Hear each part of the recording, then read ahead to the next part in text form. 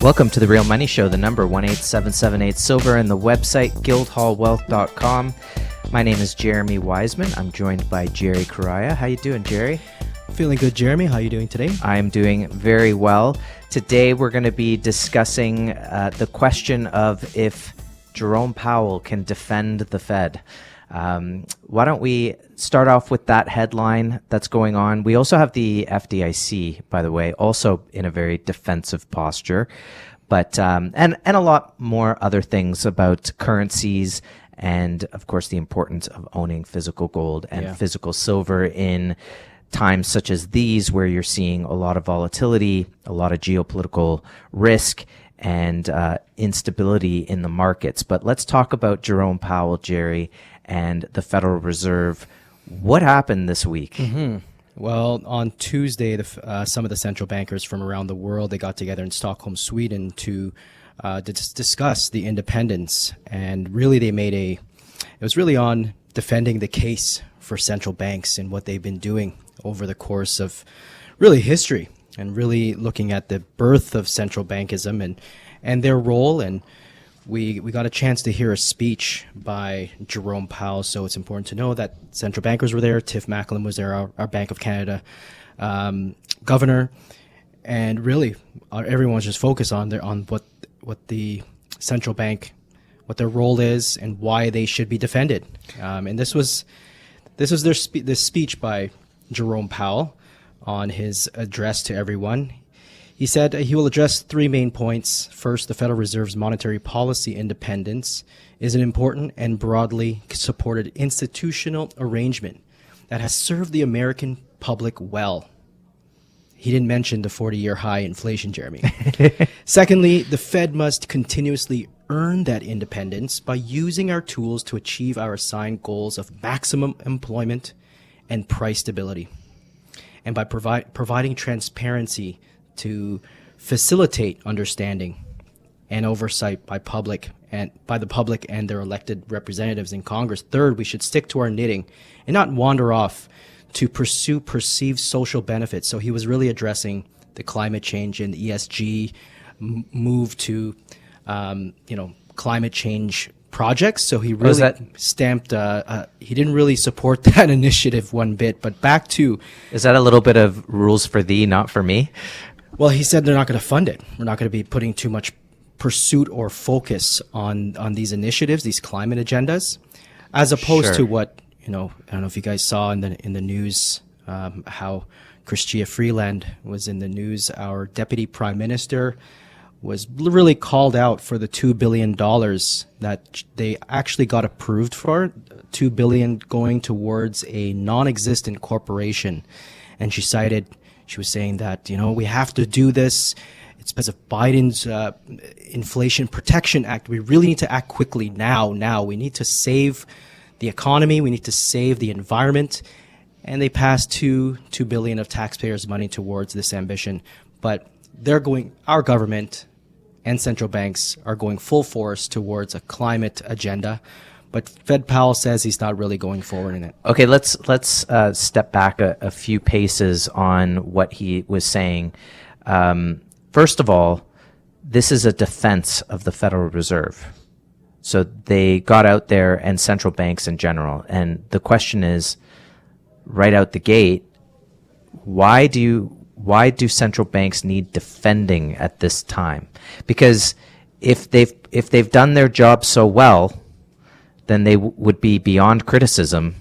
So the question is why do they need defending now? Well, he did mention, and among other speakers, they had the Bank of England and they had other banks, central bankers that were out there, and they did address that there is a growing concern of factions out there that are critical of the central banks. Rightfully so. The central banks do have that dual mandate, as the Federal Reserve mentioned. Their job is to keep inflation down and employment up, and they're doing neither. And actually, this is a time where we're going to be seeing the central banks more in the news, Jeremy, because right now this is central bank reporting season. The Swedish central bank just reported about a $14 billion loss. The Swiss National Bank, another $147 billion loss. And we have to also keep in mind what's going on with the Bank of Japan, the Black Swan. They've been printing currency over the course of 25 years. They were the grandfathers of monetary insanity. And we have to get into that story as well. To me, it's just curious that they would decide to have an event like this and defend themselves, defend their positions. This is something that they usually have to do in front of Congress, not something that they would do to get a little bit of a spectacle involved. Maybe there's something else going on at this meeting that we don't know about, but when the Fed is trying to defend itself against of wanting to be independent, that's something curious right out the gate, because what we know of the Federal Reserve is that it's not only independent, at least as we know it, it's private. It's a private consortium. And anyone who's read Edward G. Griffin's It Came from Jekyll Island, A Second Look at the Federal Reserve, knows that it is a private institution, that they print the money, create the money, and give it and lend it to the Treasury at interest. And so we have to pay interest, which is why we have income tax, because if you have to pay interest, where are you going to get it from? You have to tax people to do it. So yes, hey, we all know that there is a growing group of people, #end the Fed, that began with, I think, Ron Paul, maybe. At least he wanted to audit the Fed and get the exposure on it and say, hey, are these guys really doing their job?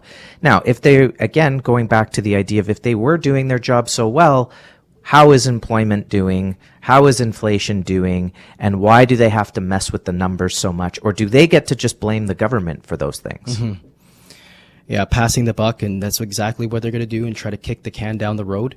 But it's a very important time to really realize that these guys are backpedaling. They're defending themselves and their control and the monopoly that the central banks have over the creation of money. And I just want to bring to the table something from LewRockwell.com by a writer, Thorsten Poliet. He does a great job of summarizing. While Karl Marx, the author of the Communist Manifesto, loved central banks idea, Marx's measure number 5, or plank number 5, read, centralization of credit in the hands of a state by means of a national bank with state capital and an exclusive monopoly. This is rather a punch, because especially at the time when Marx formulated it, precious metals and gold and silver in particular were actually served as money. And ever since then, we've seen central banks in Sweden and in England removing the gold away from the monetary system. And lastly, in August 15th, 1971, Marx's vision became true. The United States single-handedly terminated the gold standard. And so gold, the currency of the civilized world, was officially demonetized. And the fiat money system was established. Since then, all currencies around the globe represent fiat currencies, representing money creation by circulation credit expansion, not backed by real savings or deposits monopolized by central banks. So they feel that they're on the last days, Jeremy, when society as a whole, when the formulation of ideas, when you have senators talking about, in hush, talking about potentially bringing back a gold standard. And I forget the name of the lady who was appointed on the Fed's board. Judy Shelton? Judy Shelton. She discussed at length the importance of a gold standard. Did she end up getting on the board? Or she was elected. I don't know if she or nominated. Yeah, she was nominated, but I don't think she got confirmed. Right. We'll see. She's still in the picture. She's still pretty vocal on the Twitter world. Well, I don't think they're going to successfully defend it. I don't think their actions are going to be successful. I think we're looking at endgame territory here, where mathematically,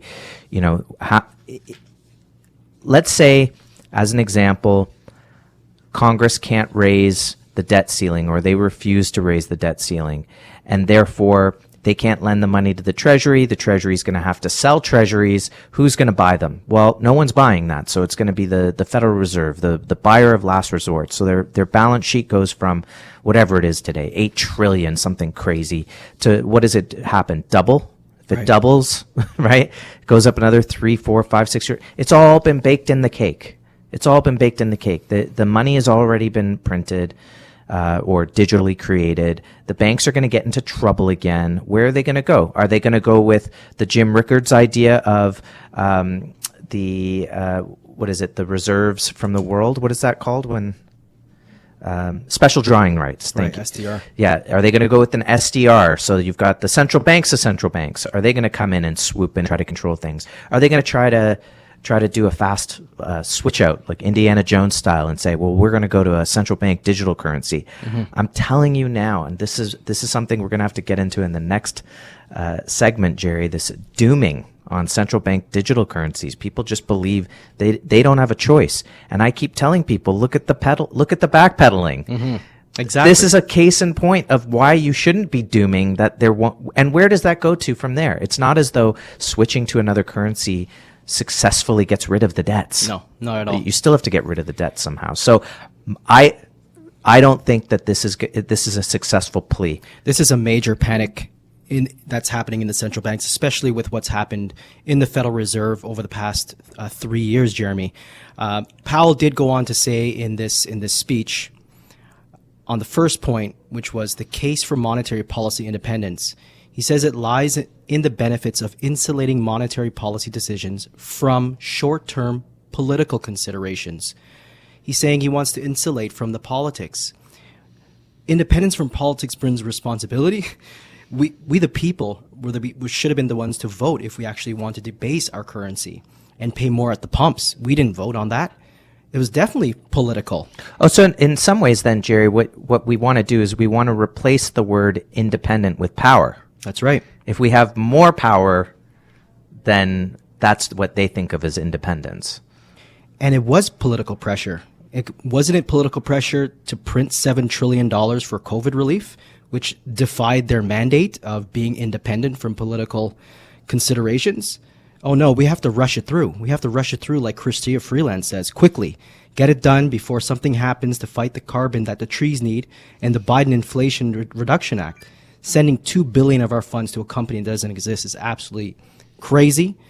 But back to Powell's assertion that the Fed needs distancing itself from short-term political goals, he should be saying short-term personal, as Fed insiders knew exactly where the relief funds were going and then bet on those stocks. At the beginning, look at these headlines from Wall Street. Oh yeah, we did those. We did a series of shows. We kept talking about how all of these Fed insiders were insider trading. October 17th, the Atlanta Fed president Rob Kaplan bought low and sold high in 2020 as the Fed bailed out Wall Street. Here's another one, July 14th. Fed Chair Powell on hampering trading scandal investigation. Here's another one. The Fed's Board of Governors is blocking the release of former Dallas Fed President Rob Kaplan's trading records. Here's another one, October 21st, 21. A forensic look at Jerome Powell's pants on fire explanation for his $1 million stock sale.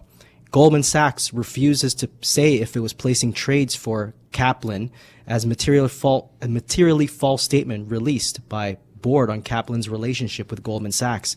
This is insider trading. They're backpedaling. They're panicking like never before. And this is a show. You got to pop the popcorn, Jeremy. Keep popping the popcorn. The number 18778-SILVER. The website, guildhallwealth.com. It's all about physical precious metals. Gold and silver are the peak of an inverted pyramid. That's Exter's pyramid, a central banker who created that, by the way. Give us a call. We can help you put physical gold and silver into your registered account like an RSP TFSA. You own it directly. It's held outside the banking system in an IROC-approved vault security, fully insured, backed by Lloyd's of London. Or you can just buy it direct. It's a great place to start. You can go to the e-store at guildhallpreciousmetals.com. More to come on The Real Money Show here on AM 640. Welcome back to The Real Money Show, the number 18778-SILVER, the website, guildhallwealth.com. I didn't think I'd probably quite see the day when central banks would be panicking like this, but I guess when you run up your balance sheet and start insider trading and have people start waking up to what's going on and how the money system works, and perhaps it's shows like this, Jerry, where we educate people every week on the value of physical gold and physical silver and how it is real money. And to take a phrase from one of their own, JP Morgan, gold is money and all else is credit. that must have been the biggest slip of the tongue. and he would have been shushed in today's day and age, but it got out there. He told the truth. And when you have the money, when you've got the money printing press in your backyard, you're going to use it to the nth degree. And now we find ourselves, we're going to transfer over here and segue from central banks to the federal insurance, deposit insurance, because that came out this week. There was an FDIC meeting that somehow made its way into the public about what they're going on. And there's just more panic there too, isn't there? Mm-hmm. And brought to us by G. Edward Griffin, the man who wrote The Creature from Jekyll Island. This is a must-read and just to understand the creation of the monetary system, the fiat monetary system in the Federal Reserve. The meeting was the FDIC's. They discussed on the committee. They held a meeting in November, actually, to discuss how the next market crash would occur and what steps would need to be taken to ensure not everyone tries pulling their money out of the financial system at the same time. The FDIC Systemic Resolution Advisory Committee, they held a meeting and talked about the steps to be taken just to avoid that particular that type of disaster, as we saw what happened in Canada a couple of years back when Chrystia Freeland locked out bank accounts. Everyone rushed and tried to pull their money out. But one of the members claimed that although institutions will soon be able to figure out the dire implications of what's being discussed at the meeting, the general public should not, because that would lead to unintended consequences. And Edward G. Griffin just continues to write on this member of the FDIC. He says, "I would be careful about the unintended consequences of starting to blast too much out of this out into the general public, because people need to understand they can get bailed in. You don't want a huge run on the institutions, but there are going to be, and it can happen at an early warning signal to the FDIC and primary regulators when these things happen." Edward G. Griffin talks a lot about the type of banking system we have here globally around the world. It's a fractional reserve system, which means every, let's say, $10 that you deposit in the bank, the banks can then take $9 of those dollars or $9.75 of those dollars and lend them out. But if everyone wants to take their deposits back, well, the entire thing fails. And this is a very important meeting that the FDIC members, and remember, the Federal Deposit Insurance Corporation is supposed to cover the losses. If there's a loss of one person or a family or a trust, they will cover that entity, but it does not have the resources to capitalize everybody for losses. And the same goes for CDIC, the Canadian Deposit Insurance Corporation. I wonder what they're saying today about this meeting here in Canada. Yeah, I mean, look, you can say that banks can lend out a lot, and then there's also the fact of how much cash is actually in the system, because we have gotten lazy to that fact. That's sort of the idea of the push behind a central bank digital currency as well would be, well, it's convenient. Everyone's convenient. It's all about the ones and zeros in the bank, and that it doesn't even have a currency attached to it. There's not enough cash to actually cover that. And so, yeah, if you had a bank run, that's a problem. I would think a modern day bank run would be people going out and buying stuff, not necessarily trying to get cash out of the bank, but just saying, I'm going to just buy stuff. And I think that's a type of run that they would be concerned about as well. This whole meeting, I don't know what kind of widespread appeal it's gotten in terms of it getting out to the wider public, but the whole thing kind of seems like a CYA kind of deal, panicking where we don't have the tools to cover this. I remember in 2008 that before the collapse, you had you had members of the FDIC saying the same thing. We don't have enough to cover. And remember, back then, the banks were all being absorbed. You had banks closing, but they were also getting absorbed, and the biggest survived. But that was a daisy chain, and I think that's also something that central banks and FDIC would be concerned about is if you have some sort of contagion and it all just starts to collapse. And to add to that, that you can have bail-ins. we've seen them. You could have capital controls. Right.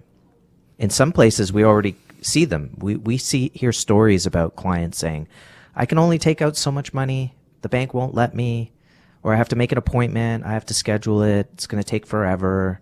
But it's your money. Right. But they don't have it available. Right. And I guess if you're not, where do these banks get the cash from, right? They don't like giving it and they don't want to take it. Right.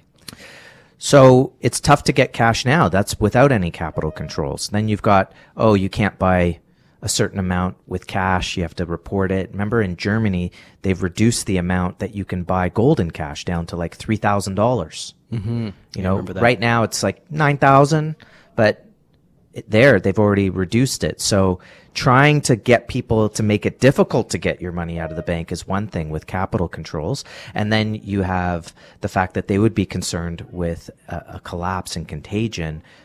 This thing smells rotten and it's been ready to go for a long time.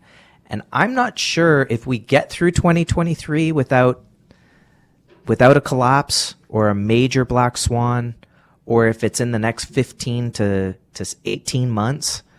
But I don't see how we get through 2024 without something. I remember the collapse of 2008 happened in October, and it was an election cycle, right. Remember? And Obama and McCain had to rush to Washington to get through TARP. And what was that? That was, who was the guy? Paulson. Hank Paulson goes to Congress.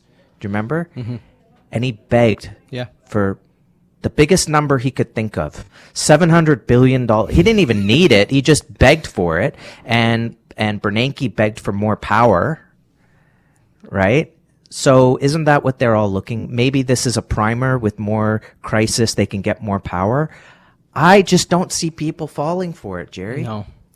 With the tools that they had at their disposal at the time, the bailouts made sense. They had that printing press, the QE1. Quantitative easing was never used.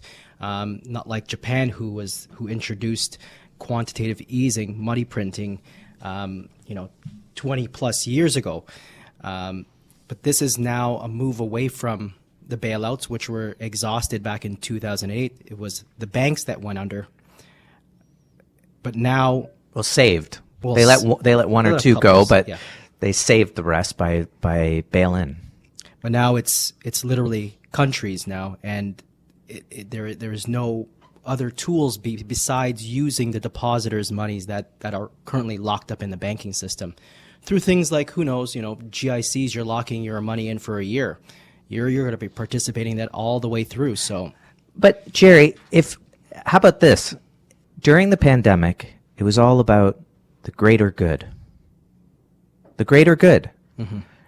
Shouldn't I keep my cash in the bank for the greater good so that there is no bank run and that everything keeps going? Isn't it the greater good to not take the money out? To keep the same fiat monetary system alive? Let's not panic, everybody. Please, ignore what is going on behind the curtain, and the Federal Reserve is begging for people to still like them, and they're doing a great job. And the FDIC, please ignore them. They're saying a crisis is coming, and we don't have enough to cover it, and how do we stop people from bank runs? But the greater good, Jerry, would be that people don't take their money out of the bank. I beg to differ. I mean, this is us not participating in a system that has just decimated people's belongings, our livelihoods. The purchasing power of our very money has been decimated through years of loose monetary policy, money printing that bred corruption around the globe. And this is now coming back on the backs of the people. To bail them out, this is not a very good idea. This is not something that I'm going to be participating in, which is the reason why I'm arguing for sound monetary policy to be returned through the ownership of physical hard assets like gold and silver, which represent your own sovereignty, which represents your own independence from this central bank madness that has gone to a point where I believe it's coming to the very end of the road. I got a signal of this during several months back. I went to a toy store and they were selling a Monopoly. You know, sometimes they make it funny, whatever. This was a Monopoly, and the whole purpose was to cheat. And the more you cheat, the better you'll win. Interesting. And I thought, well, this is what happens when you move away from a gold standard and you destroy the quality of money. You will decay the quality of your society, and you will end up with Monopoly, where the goal of the game is to be a criminal. Such a great lesson for the kids. Let's get into how gold and silver will save us in the next segment. The number 18778-SILVER, the website guildhallwealth.com. We're going to talk about Gresham's law and how that's going to work towards gold and silver reintroduced into our system, and anyone who has it is going to benefit. The number 18778-SILVER, the website guildhallwealth.com. It's The Real Money Show on AM 640. Welcome back to The Real Money Show, the number 18778-SILVER, the website guildhallwealth.com. Jerry, before we get into helping the audience understand Gresham's law and bad money driving out good and how you can reverse that process, let's talk very briefly about what's going on in Japan and why does that matter right now. There's all I know, I have not followed this closely, but they are buying an extraordinary amount of their own bonds. Is that what's going on? Essentially, so this is what we're talking about here is really not something that's in the media very often, so we have to bring it up. This is the purpose of the Money Show, the Real Money Show. This is the third largest economy, Jeremy, and this is an economy that, as I mentioned before, the grandfather of monetary insanity. The Bank of Japan introduced QE in 1999, and has never been able to normalize their monetary policy. It's always been loose. They've been printing and printing and printing for decades. They now own more than 50% of all Japanese government bonds. The Bank of Japan owns more Japanese stocks than any other entity in the world. The Bank of Japan is a top 10 shareholder in 40% of Japan's publicly listed companies, and it has a balance sheet that is equal to 92% of Japan's GDP. They have literally used easy monetary policy to nationalize every asset in Japan. And at this point, to the point where inflation finally showed up, what they had to do was actually they put a cap on the yield curve. So they implemented in 2016 a yield curve control mechanism, which kept the yield low on the 10-year bond at 0% target. The Bank of Japan would print new money and use it to buy new bonds. If just in case it rose over 0%, they would just print money. And now what we're seeing fast forward today, it keeps breaching this target. So they're trying to keep the needle on the speedometer at 100. At 100. They're keeping the gauge there, but the car can still drive past that number. Exactly. And they're just trying to. It's all imaginary. Right. Yeah. So just like the debt ceiling, just like CPI dropped 1%, everything's up 60%. Eggs, fuel, oil. I can go on inflation, but anyway, back to Japan.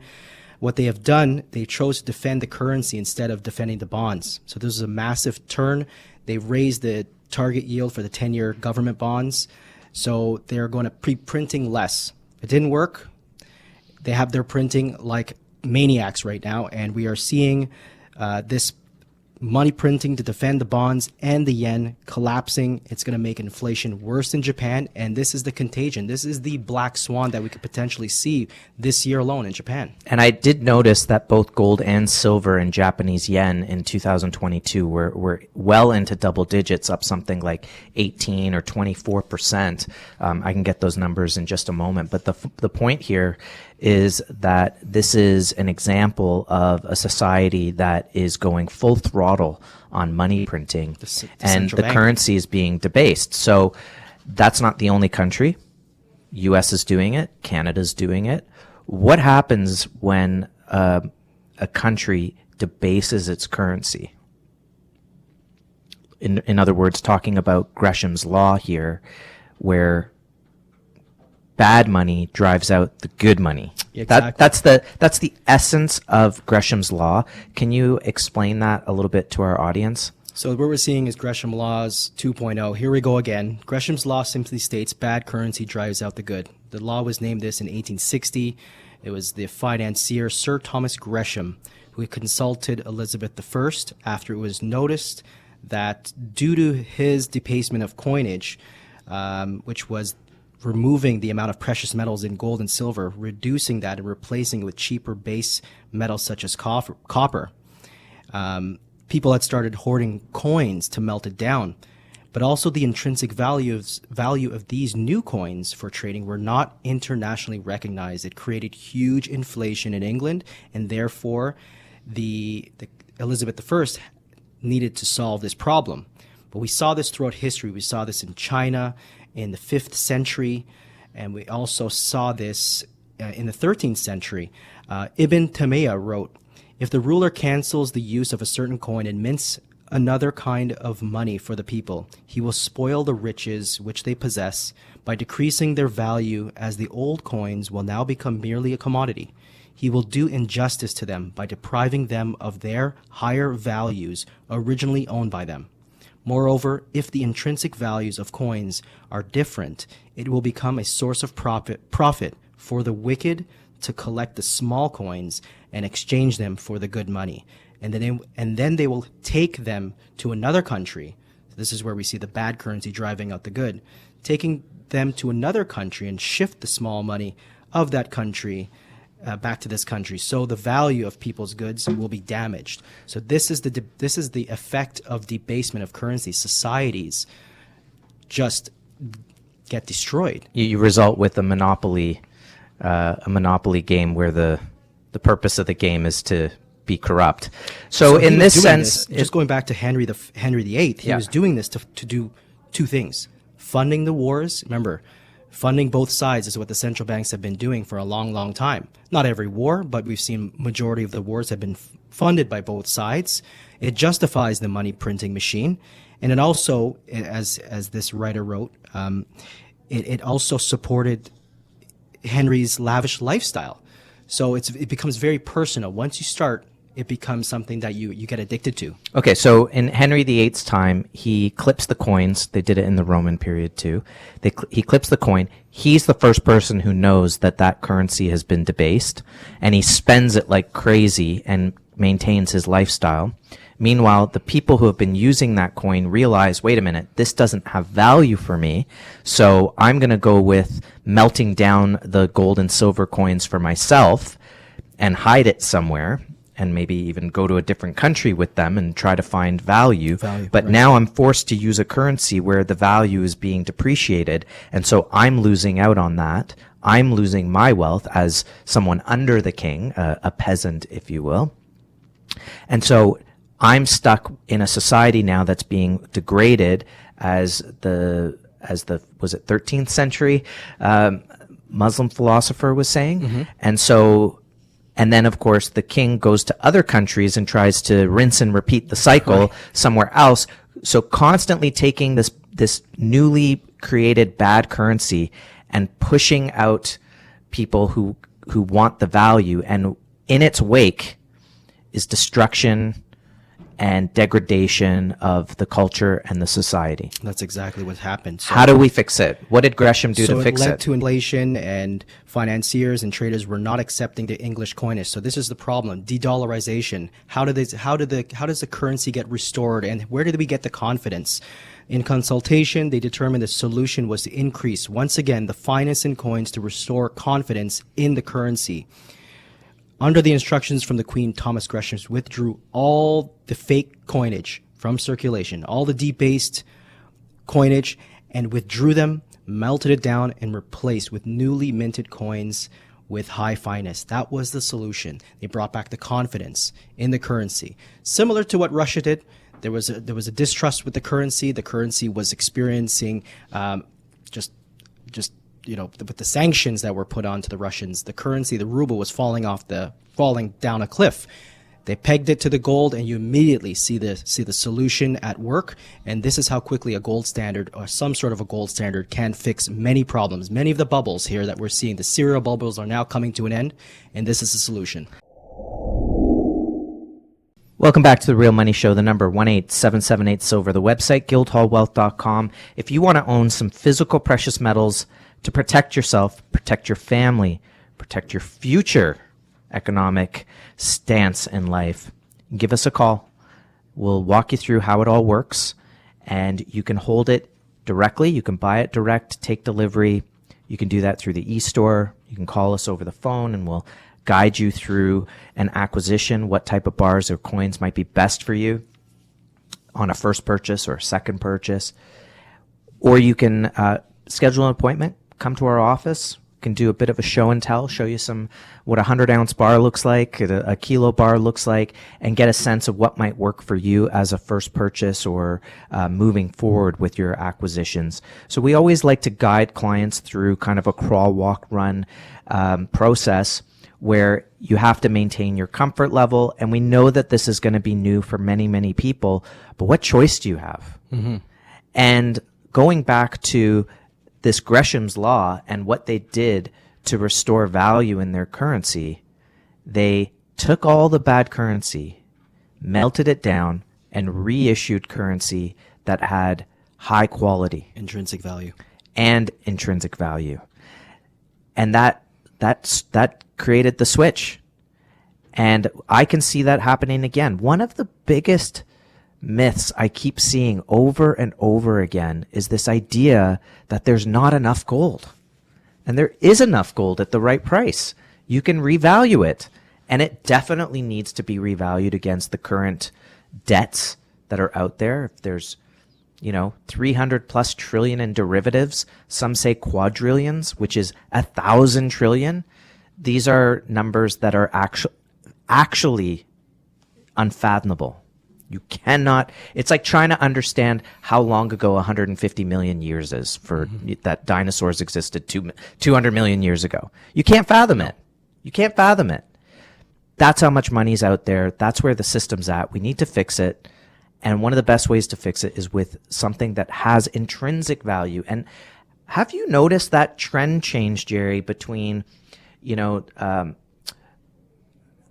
cryptos, digital, things that were technical, people going after these things that didn't necessarily exist in the real world, and the trend towards people wanting real things today?